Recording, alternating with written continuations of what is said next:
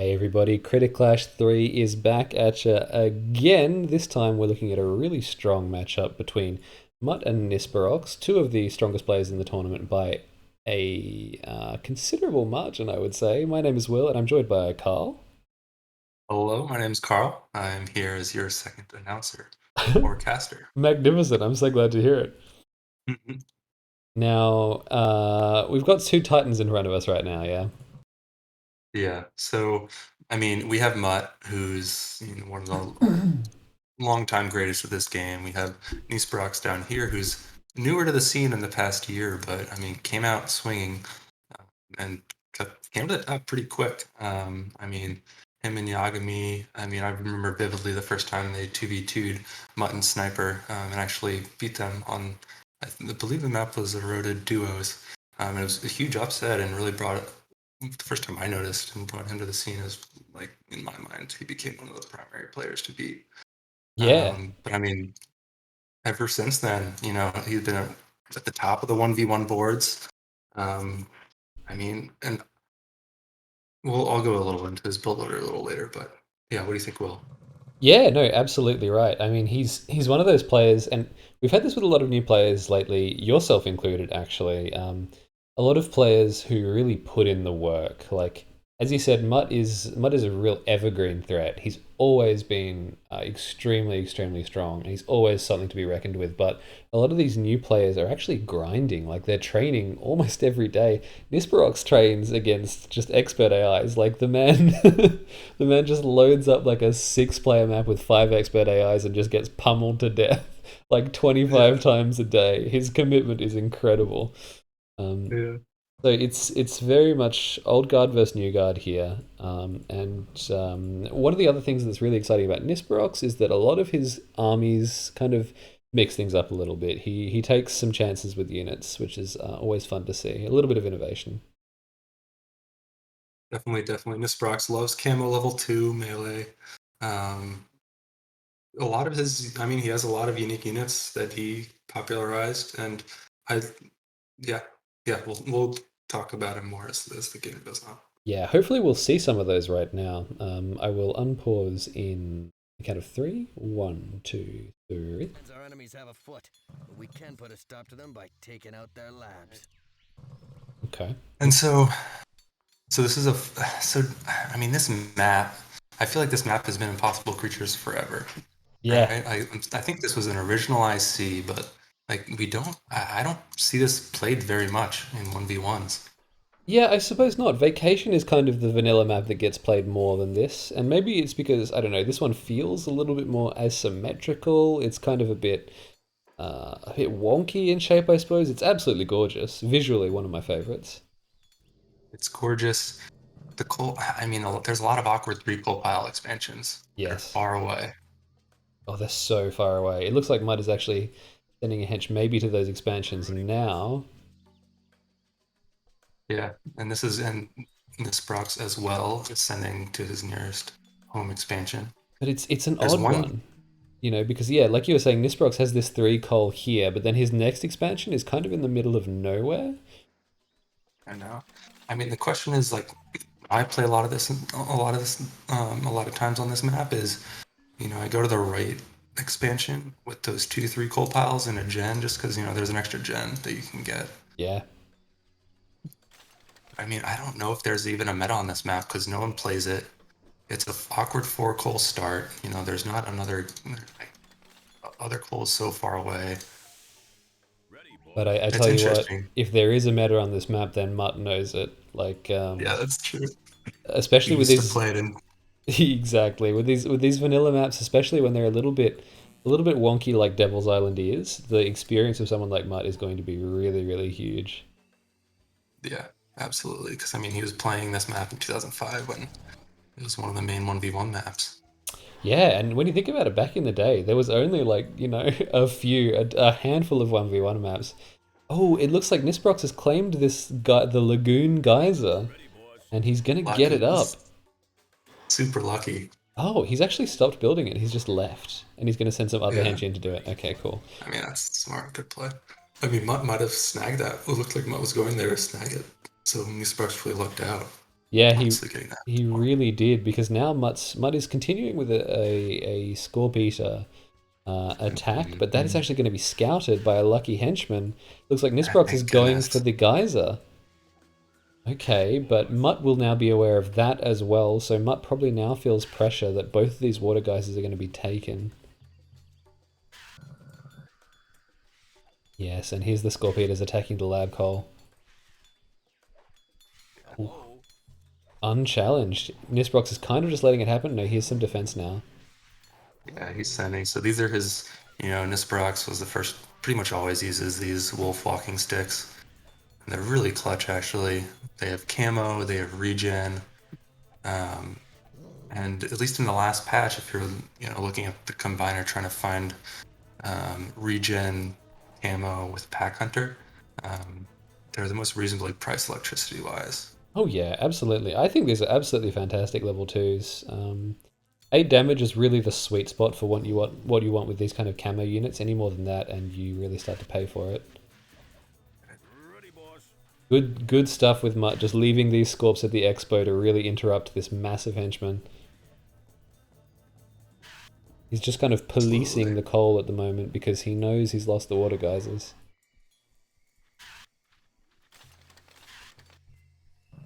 Yeah, that's good.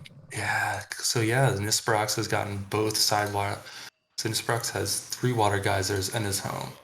Uh-oh. And But wow, this water geyser. Wow, did I even know that existed? The one right on the right hand side of the map. yeah, I honestly What? I never have gone through. There's also one in the top left as well. Yeah, the top left one I knew about, but the bottom right one is just. It seems so weird. Oh well, anyway. Yeah, This map, I so suppose. Nisperox he's making a push into the base. I mean, Mutt has really good sound beams up. He's gonna be able to defend that one. Yeah, and Nisp also attacking on the right. Like, looking at. Yeah, heading on up.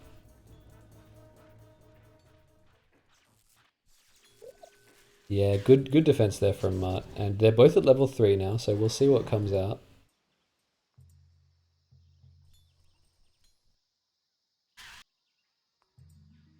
Mutt's still not moving to claim these southern expansions, but he at least has a Scorpion there. He's kind of lucky he didn't because he would have been crushed by Nisperox's army if he had. No, I mean, yeah. I mean, so right now they each pretty much have 2 expos and a bunch of gens, and then really these right expos are the only area that have not been expanded to. And I think, honestly, I think Mutt needs to take them because Nisperox's geyser advantage is kind of scary. He's also making water chambers to reinforce those geysers if needs be. Yeah. Smart. And now here's Nisperox attacking Mutt's geyser in the little pool on the west side of the map. Yes, I see that. And then Mutt's pushing in on the right because he notices these Brux's forces are misplaced from this expo, so he uses that opportunity to bring these units in. And I think these Poison Fropus are going to do a reasonably good job defending here. I mean, I think those level 3s could have easily taken out this pack if he had pushed and not pulled back.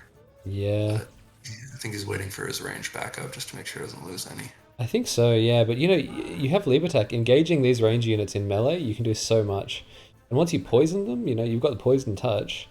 Ooh, that was really Yeah. unfortunate. He just poisoned himself with an artillery barrage that didn't hit any of Mutt's units.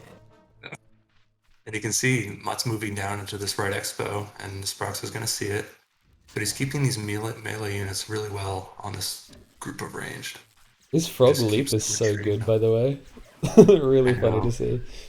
I mean, these frog, octopus, like poison touch, regen, slight amphib now have leap attack. Like these units are just can be so devastating when you're against them. They just look so good as well. The leg shape is just perfectly matches the body shape. It's just correct. These animals should exist in real life. Sexy octopus. Okay, we don't have And any yeah, look at levels that. coming out at the moment. It looks like Mud is just reinforcing more hench. Good call.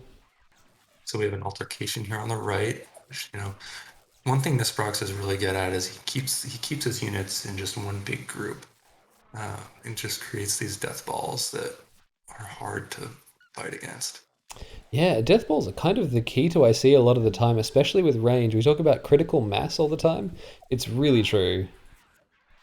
Um, And he has a little, I mean, he still has his pack hunter level 2 on the left, kind of moving up, policing that area, just more or less being scouts towards his expos on the left side. But if you look at the right expo, I mean, the color is all light blue versus, and it's all Nisprox's units. oh, and there's some artillery. Yes, the artillery got a poison off against the henchmen. That's really good to see. Those henchmen are now slowed. They're now poisoned. Every time Mutt goes to place a sound beam, he's going to get hit by more artillery. Yeah. So if you're facing like a lot of henchmen, a few artillery are so useful. That's it. It's what you've got to do. But I suppose at this point, Nisperox's approach doesn't matter too much because he has so many poison Fropus. He's also attacking up north, getting some mileage out of these level 2s. And that's just such a great tactic too. Divided attention. If you have a big force somewhere else, just send a few, especially their camo units, right? So Mutt wouldn't have seen them until they were already on his henchmen at that expo. If you don't have a sound beam up, Yeah, and it's a really responsible use of the level 2s that he still has as well. That's like really all they can accomplish at this point. right? And Nisprox also is going level 4 because of his big geyser advantage. Oh my god, I don't know if I've ever even seen this Bros go level 4. I mean, because he's one of, like, him and Yagami are these two new players that will just smother you and destroy you by level 2 or level 3 that, like, they never even need to go to level 4. That's right. I'm worried he's gonna have some crazy stuff we ain't never seen. Like, honestly, I'm surprised he has level 4s in this army. Yeah, yeah, yeah. I mean, I suppose that's a measure of his respect towards Mutt. You made me go Well, level 4. I know. Well, it's also like a lot of times, at least in the beta before we have the new patch, level 4 is pretty expensive. So, Mm. if you were gonna put in the economic, down payment to get there, like it costs, you could either make a bunch of level 3s and just overrun your opponent, or wait for level 4. And a lot of times you just got overrun, so it wasn't worth it. Definitely agree, yeah. Especially with such high power level 3s like this. You can upgrade them, Right. like Nisprox has upgraded them, and they basically become level 4s, Exactly. And then like you can't produce henchmen during that time. You also like subconsciously stop creating units because you're like, oh, I have level 4 coming. Maybe I'll just wait and save those Right, resources for the level 4s. right, But that's then exactly like right. if the other person's just continuously pumping out level 3 and they have twice as many, oh, and Mutt blows. Mutt blows. Oh wow, you're a couple seconds ahead there. We just saw Mutt send out some beluga rattlesnakes, which are gorgeous units. That's a classic favorite of Nisperox's, actually. Um, Nice. but yeah, then Mutt blows. Wow, a really good first game. Pretty even split, but I think Nisperox getting those ocean geysers and the lagoon geyser early on is kind of what solidified it for him. Definitely. I mean, yeah. If Mutt at the very beginning, if Mutt had had that one henchman get that Lagoon Geyser, I mean, Totally that different. could have been a different game, Totally different honestly. game. Yeah, yeah. I mean, I think you wouldn't have seen Nisperox run away to level 4 like that.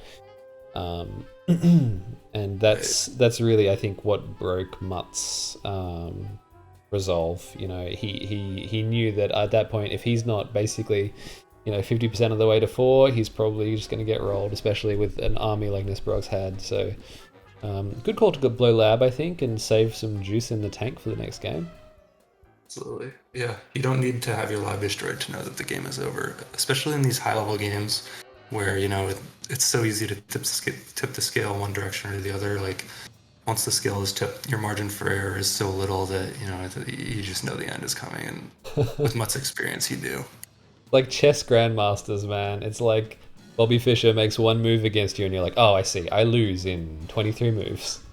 Exactly. Well, Good no, game. Good seriously. game. Like you're like, okay, this guy has one more expo than me. He has another gen. Like the economic mathematics just don't add up to me.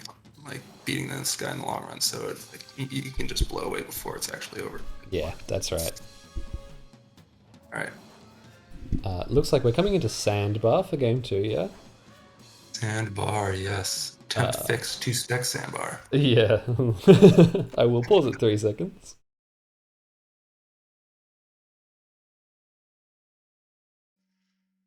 All We right, need I to take out paused. all enemy labs.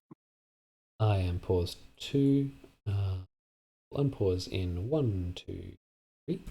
Let's get to it. Now this is I like this map a lot. I'm not allowed to say that because I made the geometry of it. Kiki painted it.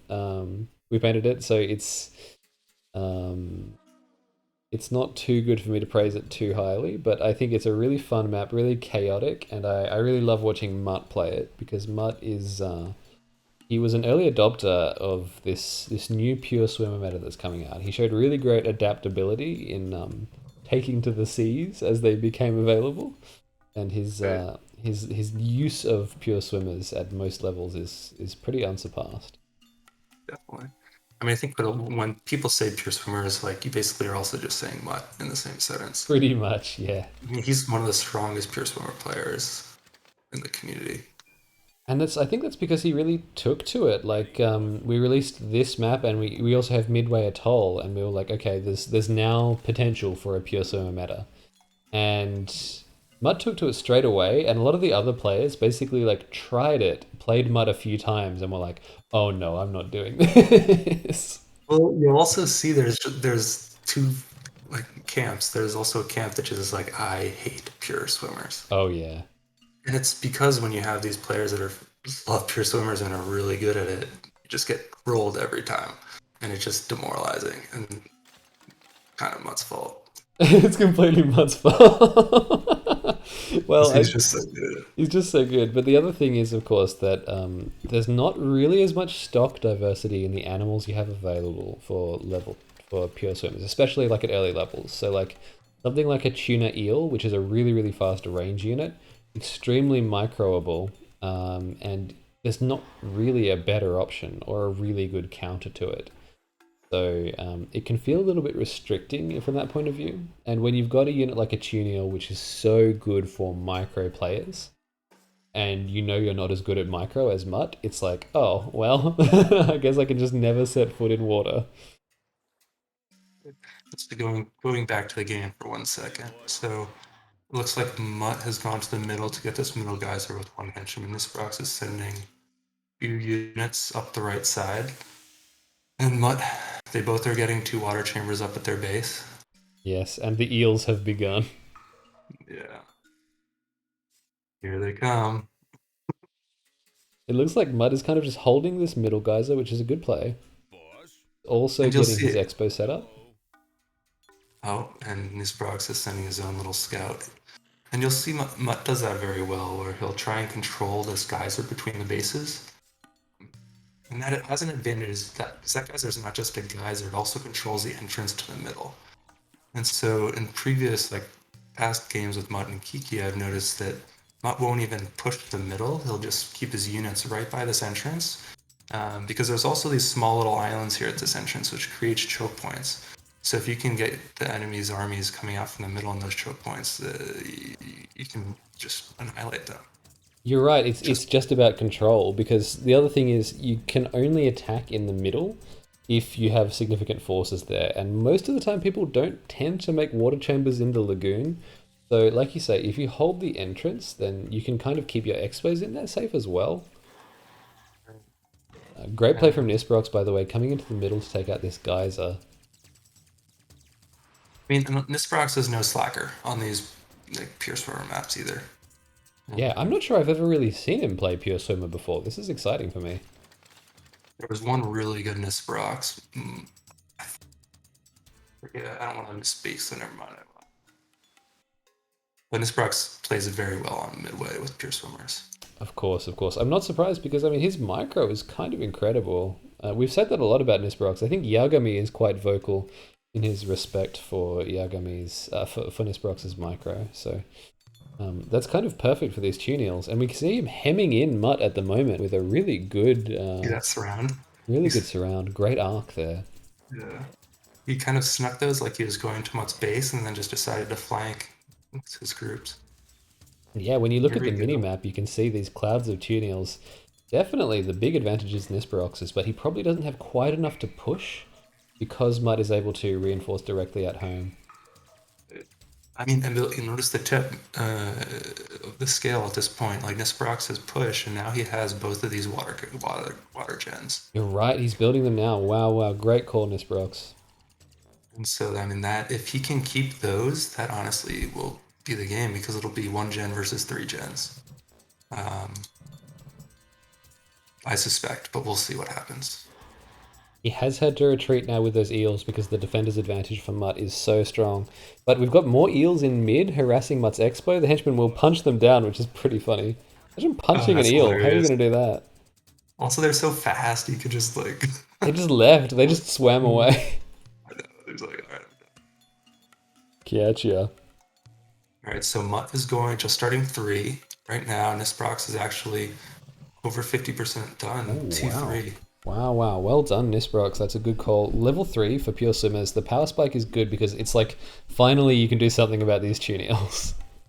All right, so Nisprox is in Mutt's base. Ooh, he did just lose a significant portion of his forces. Yeah, I think he was kind of just exploring there, but he kind of bit off a little more than he could chew. Meanwhile, he's still attacking Mutt's expo, doing a good job of just stopping production. Like, every second these hench aren't mining is completely beneficial. Absolutely. Gen in the And middle going Nisprox is down. also, yeah, he's got a great map control now too because he's on that top. He's on that top right expo, and he has these 2 side expos too, which he could expand to if he thinks he needs them. But good at he's good at just keeping his forward pressure and just kind of blocking Mutt out of most of the map at this point, honestly. Ooh, we've got some Velvet Worm Hammerheads. That's a really interesting unit from Mutt. That matches up really good against Tuneals if you can get the shots off. Sorry viewers, forgive my camera work. For some reason my mouse is panning randomly. How unfortunate. And these giant perfish from Nisperox are pretty interesting. Suddenly we have an awful lot of pressure on Mutt's base. Oof. I mean, those have really good range. Oh, wow, Velvet Worm's doing a great job against these Tuneals though. They're all gone. Yeah. The first time I saw those Velvet Worms actually were one of Yaguni's pure swimmer armies. Of course. Like, and bringing Sonic too is so strong because you're against. I mean, some of those camo melee units are so just devastating, and then you're usually against mass range here. So you can slow people down. And they're pretty quick too. Look That's at a huge advantage. this geyser in the mouth here is just like on its very last legs. Oh no! Yeah, Flaming geyser in the middle of the ocean. Alright, and good. Someone has Mud one is... weakness of Sonic is the melee, the lack of melee. Yeah, that's very true. If you micro them carefully enough, you can make up for it. But the DPS coming out is kind of just too high for him to be able to do that. Right. And Nisperox is coming out with the Gnar wheels. Oh, those are good. Those drop such DPS. They're great. They have camo. They can sneak up on you. They can raid bases. I mean, this was one of my favorites, honestly. Yeah, absolutely. Truly iconic pure swimmers. I mean, the giant perfish look like little raisins with weird fish heads. They really do. Any octopus torso really makes things into just the strangest little raisin fellas. Cute. Mud... But look at Mutt. He's doing it really. He's pushing Nisperox. I mean, he's putting pressure on these gens, which is what he absolutely has to do here. You know, because the longer he leaves these gens unattended, Nisp has repaired this makes- generator just a bit, which is a great call, I think. right. Oh, and Nisperox is just tasing absolutely everything that Mutt can send in here. This is looking bad for Mutt. He has attacked the Expos a little bit, but he wasn't able to make any headway. Nisperox is just like an iron trap at the moment, springing shut. You can see between these little skirmishes near the bottom. Oh, yeah, so Mutt knew. Whoa! I mean, that's exactly Yeah. what we were talking about. That's a very early blow, but understandable. Nisperox was just in control. Yeah, there was nothing. You could see Nisperox had also expanded to his right expo at that point in between those skirmishes. So the economic ball was rolling for Nisperox. that point. Certainly, certainly. Wow, that's really surprising because Sandbar is, as we said before, a really strong map for Mutt. So Nisperox must have felt really good about that. But what I feel good about is the fact that they agreed for this to be a best of 5. So Mutt is not yet done. We have more games left in the series. Who knows what's going to happen? Who knows? What is our next map? It looks like it's going to be... Is it Dirty Croissant? It is indeed. Yes, it is. I am loading. Loading. I'm at 3 seconds. If we can take out all enemy... Alright. I'm also at 3 seconds. Before we begin, I will just point out this is a new map by Nibbling Monster, also known as Stella, also known as many other things, but you can get this map by downloading Nibbling Monster's map pack on the Steam Workshop, and it's a really beautiful map. This is one of my favorite maps of Stella's. Really, really nice. Some nice rain effects that he's done, and some nice little flies and this kind of thing. Just a really groovy use of the swamp kind of template. Don't see enough swamp maps, that's what I say. Alright, I will unpause on 3. 1, 2, 3. This island is ours for the taking. And what's interesting is a lot of these maps, Nisperox's classic build order is with a 5 coal start. And so pretty much all of these maps so far have been 4 coal. So we haven't actually seen him do his normal build order, which is interesting to me. That is interesting. I don't know much about Nisperox's build order, but yeah, you're totally right. Another 4 coal here. This map is interesting because the geometry is pretty cool, because you have this island in the bottom left that's all surrounded by water, and that's 5 coal, and that's the biggest expansion on the map. So I mean, and it has a gen right outside. So I mean, that's a huge prize if you can get it. But around the whole other side of the map, you have a bunch of other coal piles, and it's all connected by land. So, we were just watching the B-Champ games. We were talking about, the efficiency of land units on this new patch. There's a lot of ways you can go with this map. Yeah, that's completely right. And I think I think the middle here there is some water, but I'm not sure. Is that walkable or is that only swimmable around mid? I know the bottom kind of U of it is right. Yes. Walkable. I don't know if you can sneak in up top, but maybe we'll find out. I think you can. Just from the look of it, it looks walkable. But we will. Right. I think it probably is near those coal piles. And it looks like Nisperox has gone for the island straight away, which is really cool. Mutt is opting instead to go around the top of the map. And he might get another expansion here close to Nisperox's base, or he'll go for the geyser. Oh, look at that. Mutt's stealing his geyser. Is he? No, he's walking away. No. Or no, down the bottom of the map near the expo. Oh, you're right. You're totally right. Yeah. Oh, that's funny. And so, I guess I made this comment in a previous game, but Nisperox's go-to level 2s are those wolf walking sticks. And so, like, his land, he loves his land camo. I mean, it's interesting to see him go for a water expo.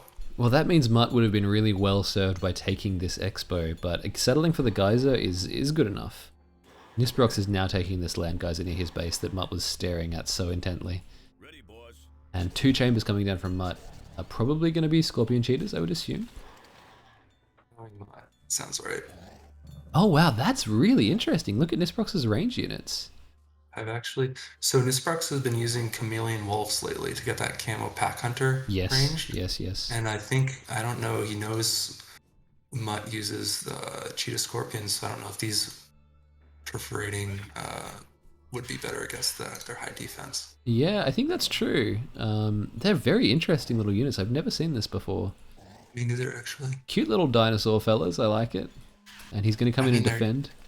Nice. And the camo is just... Nisperox loves camo. You'll see that over and over again. It's so good for raiding. I've actually also never... Sorry, go. Do you see this rat? I think it's a rattlesnake shield bug with camo. Oh, is that Nisperox's? Oh, yeah, you're right. I've never actually seen that before either.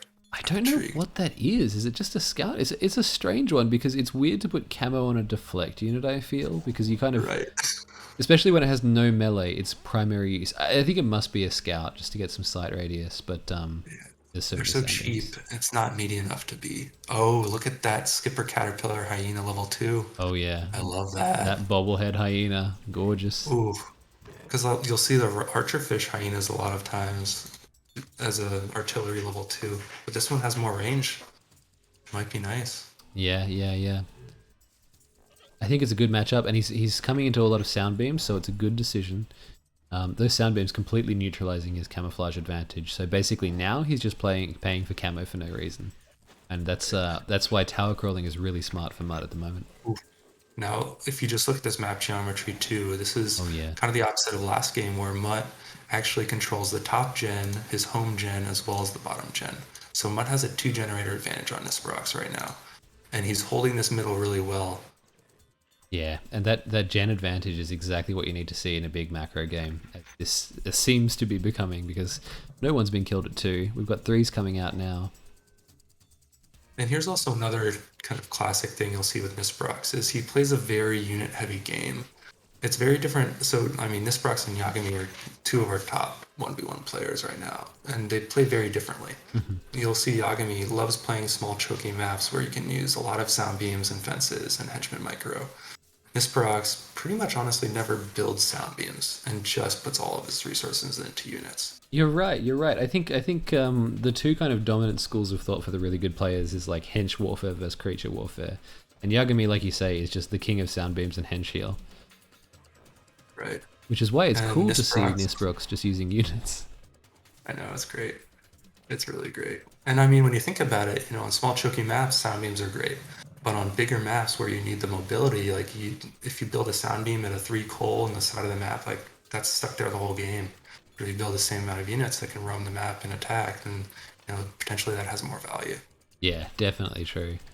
And it's especially a dicey situation when you have a map like this where you can get an awful lot of long-range artillery attacking from outside the range of the sound beams. So Yes. that can basically just completely neutralize them for free, and then it's a 250 coal investment for nothing. But Mud is doing a good job of holding here despite pretty stiff opposition, I would say. His level 3 is really starting to save him from this level 2 attack. I mean, you'll see in terms of the map symmetry, though, Nisperox has been able to take the top gen at this point. The tide is slowly turning in his favor. Mutt down south was able to send a few of these rams to take out a few henchmen, but it looks like the henchmen were just able to punch him out and continue mining. Wow, that's surprising. There must have only been a couple of rams, I suppose.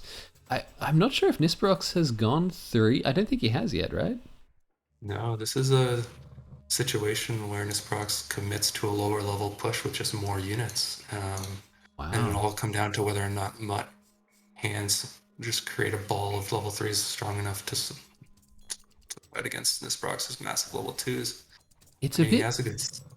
He's 30% of the way to level 3 now, but it seems like it's too late. I know, and it's also tough for Nisperox because those are all land level 2s. He can't go down and support his bottom expo, which has all these rams at them. That's right. I mean, Mutt hasn't capitalized. He doesn't have the economic upgrades just yet. He can get those now that he is at level 3. If he got those, he would be so far ahead economically than Nisperox.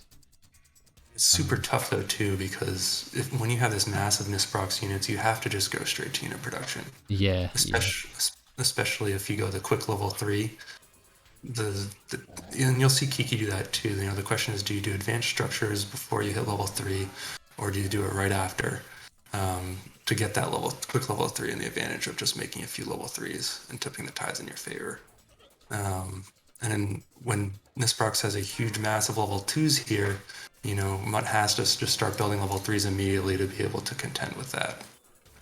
So those resources would probably diverted in that direction rather than going to the advanced structures. And I wonder if Mutt has level 3. Oh, Mutt is actually attacking the base with these rams. Yeah, just going around and kind of aggressing all the expos. He's taken the South Island completely off Nisperox now, while Nisperox was busy microing in the middle of the map. Which is a great way to circumvent that level 2 land death ball, like you were saying. Taking that South Island means now Nisperox can't do anything about it. That's huge for Mutt, actually.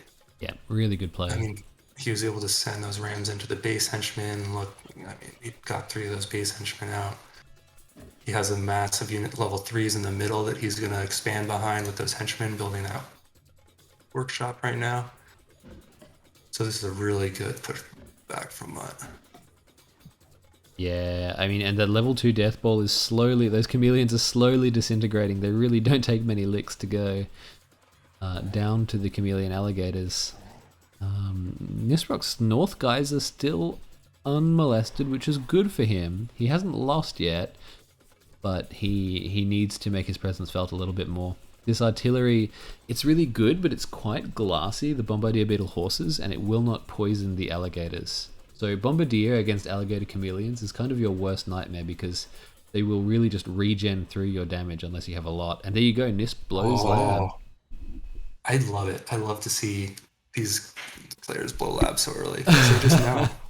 Like, Mutt's not even near Nisperox's lab, but Nisperox just knows the game's over. Yeah.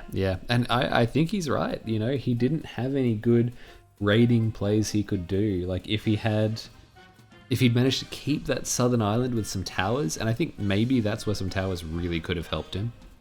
Right. We could see something different. But I think ultimately his commitment to that level 2 death ball held him back. I think he needed an earlier 3. So it's true. A lot of times, though, that can work out for Nisperox, especially on smaller maps where he can just steamroll you. But he has to make you pay for it immediately. Yeah. The reason Mutt got away with it is he was able to sit back and build up that massive level 3s to a point where he could stop Nisperox.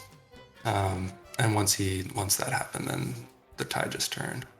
And I think the big delay there was actually Mutt defending his expo really well, chopping down 4 sound beams, because Nisperox could take out the sound beams with his artillery, but it takes time, and he probably would have been better off just leaving mid completely and walking around to Mutt's safe expo or lab call.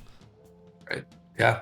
I actually don't know if those hyena skippers would have been able to hit his lab call from the middle. That's actually, I think the max range at level 2 is 23, right?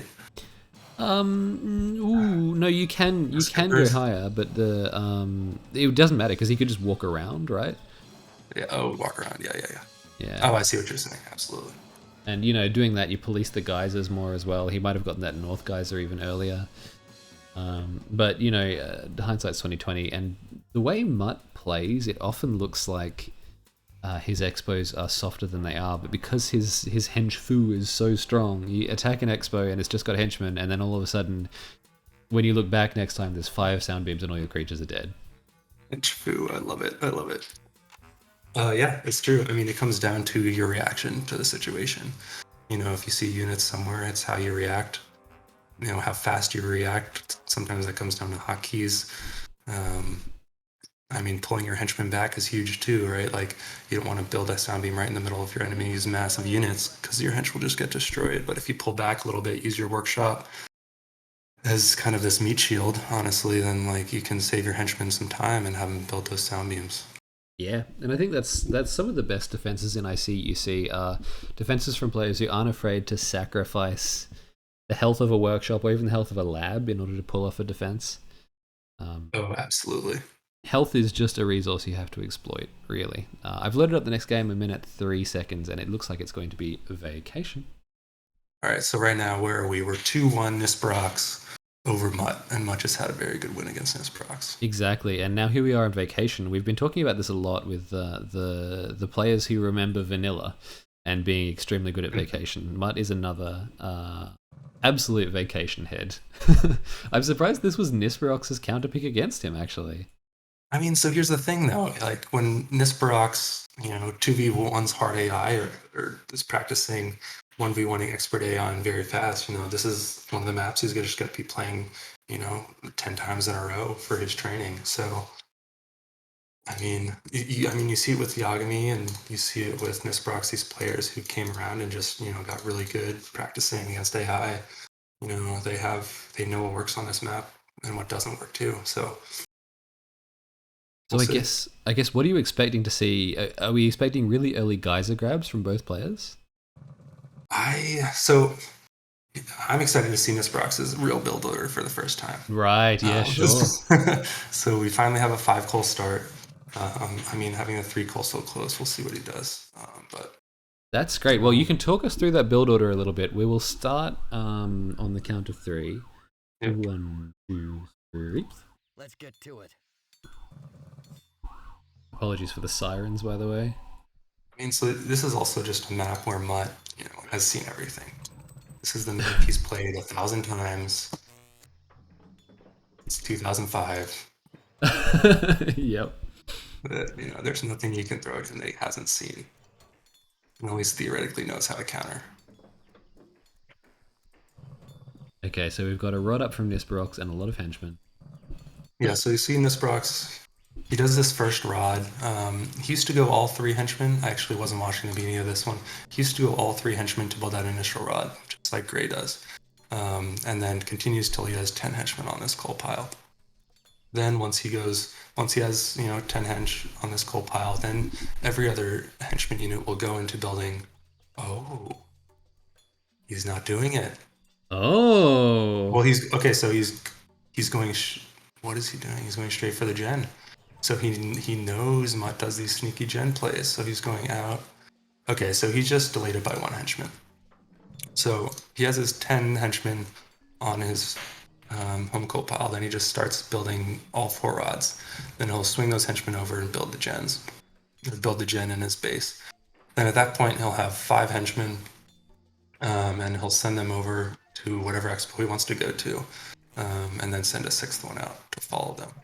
And Kiki has been vocal about this build order. Kiki said that using this build order makes you feel like you have superpowers, like you have more resources than should be physically possible.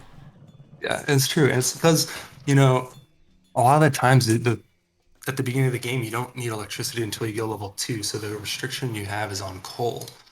And so it feels weird to not go for a workshop and start getting that coal so you can continuously build henchmen.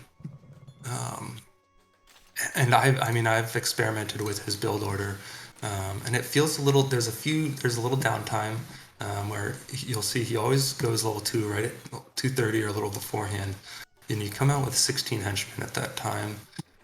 There's little pauses with the henchman production. Right. But so the question is, it's always you see hear Muttons never talk about like henchmen are everything. You want as many henchmen, continuously produce henchmen as possible. But Nisperox gets the early electricity, and that passive income just while your henchmen are going to the next expo can be converted as immediately when you build that workshop. Yes, because of course in IC conversion between resources is really strong. It's like 80%. Yeah, and it's true, especially like henchmen are so precious too, but like passive electricity income is just also so powerful. And you think about the amount of electricity you actually generate while you're going level 2 with this number of geysers and rods. It's kind of insane. You end up at level 2 with basically enough to go level 3. Exactly. Yeah, it's crazy. And so we'll see. So we kind of have a map symmetry top and bottom here. They both have their water generator, both basically fully upgraded. Nisperox started to build level 2s. He sees the fences, and Mutt is already going level 3. Wow. They're both going level 3. That's so fast. That's amazing. Interesting. Very little level 2 combat for once. I wonder if they just saw the fences and thought, all right, we'll just play it slow. No problem.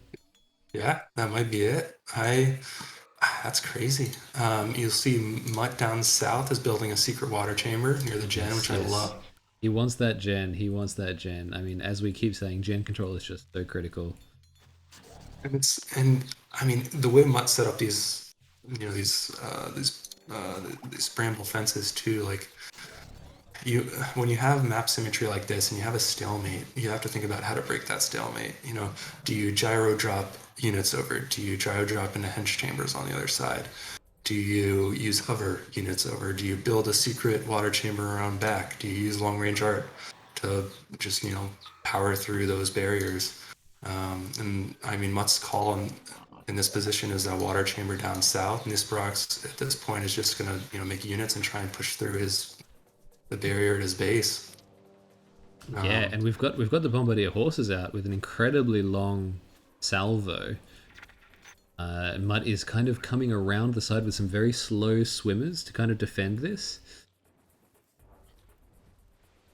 Yeah. It looks like, I mean, this is going to be a pretty rough defense. There's so much artillery. This frog is going to die. Here's the poison Fropus. Whoa, that leap is amazing. I know. Did you see that animation? That was Wow. so good. Who did that? Who did that? But also, I think it's kind of funny. Mutt is bringing Nisperox's own belugas against him. That's true. Of course, these are just Nisperox classic units. He really loves these guys. But for once, Nisperox is actually bringing out the Bombardier horses instead, which is kind of interesting. Yeah. I mean, they on small maps like super long range arc can be super devastating. I mean, I think the bomb horses honestly are very electricity efficient for such range. It's Yeah, kind of like their spam. and it's an interesting matchup against the Belugas as well, because the Belugas do really high damage, but they're short range. So in theory, they're a good matchup against the Bombardiers, but they're very, very slow. So typically, the Bombardiers can actually hit a couple volleys before the Belugas get in range, and that can make You're a looking difference. You're looking at Mutt's base right now, I assume. I certainly am. Because, I mean, at this point, Mutt wasn't able to use that bottom water chamber at all. Nisperox just hit level 3. I mean, he didn't even go for his henchable upgrade until now. He just, powered through that front line. I mean, he's so far into Mutt's home base right now. I mean, the key here is if you can disrupt his home coal economy, his hench are still mining right now. But I mean, eventually, if Nisperox is able to keep this many units in Mutt's base, he's going to be able to get them on those henchmen. And then once those henchmen stop mining, the economic tables will just turn in Nisperox's favor.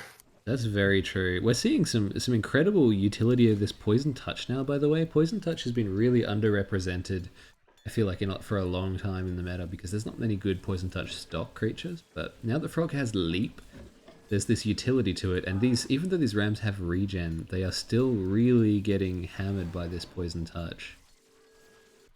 Yeah, I mean, Nisperox, if you look at the mini-map, Nisperox just has enough unit concentration, space, or just eyeball it. I don't know, because like Mutt has one single chamber at his left expo. He has like one water chamber out back, but Nisperox's units are spread out enough on each single chamber that essentially Mutt's going to end up just trickling units out and having them die. And all these henchmen are dying to long-range artillery now. Wow, that was an incredible body count. There you go. Lab is blown. Wow. Oof. Wow, so that's a set. I mean, you have the old guard, but you got the new guys like Nisperox. Yeah, so what do you think? Coming in really hot. Well, that last game was so interesting because it was really just an arm wrestle, For once, there was no cheeky geyser grabs, really. It was basically just, like you said, symmetrical on resources. So for Nisperox to be able to win that arm wrestle it's pretty impressive. The unit matchup goes a long way, I think. Poison Fropus really helped him out in this case. His long-range artillery just stopped Mutt from getting anywhere. Yeah, that was huge. That was very huge. Yeah, I mean, I think they both played excellently, but Nisperox really just... I mean, we've all known he's been very good for very long. And I think this is the first tournament he's been in that we've finally been able to actually, see it. Yeah, I think that's exactly right. And I also think that Mutt will be on an absolute tear through losers bracket because he's going to want revenge for sure. Oh, absolutely. Absolutely. Yeah, I mean, having Mutt in losers bracket's kind of like an oxymoron. Exactly, it really is. But I mean, most of the top 8 is like that. Like, the losers bracket is basically just full of tournament champions at the moment. Yeah, I know. But it's great. I mean, it shows the health of the IC community and Impossible Creatures community, right? Like, players are great right now. The community is strong.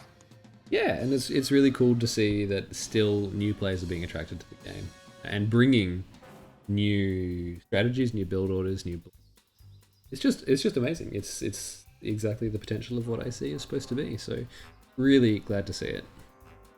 And a lot due to the Tellurian team as well. Will, I mean, I know you're one of the major contributors to creating these mods, and so. Oh, I know the guys. Thank you. I know the Tellurian. Thank you so much for that as well. Oh, thank you very much, and thank you for casting with Carl. I'm really excited to see what happens next. Do you know who Nisperox is going up against? Nisperox and Gray, I think, Oh are my in the god. semifinals. That My is boy Gray. so huge because that is exactly, yeah, your boy Gray, exactly. That is two of the new community members.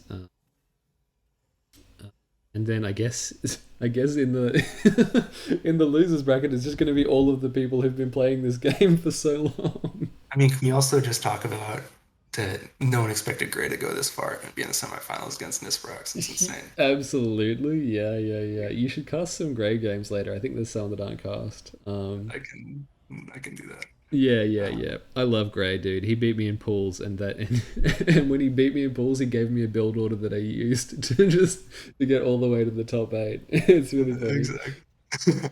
Awesome. Anyway, All right. thank you again, and we hope you enjoyed it. Feel free to catch more CC3 on this YouTube channel or join our Discord. There's normally a link for that floating around somewhere. It's a lot of fun. You too could be one of these new players who beats the hell out of people who've been doing this for decades. Thank you so much, and we will catch you next time.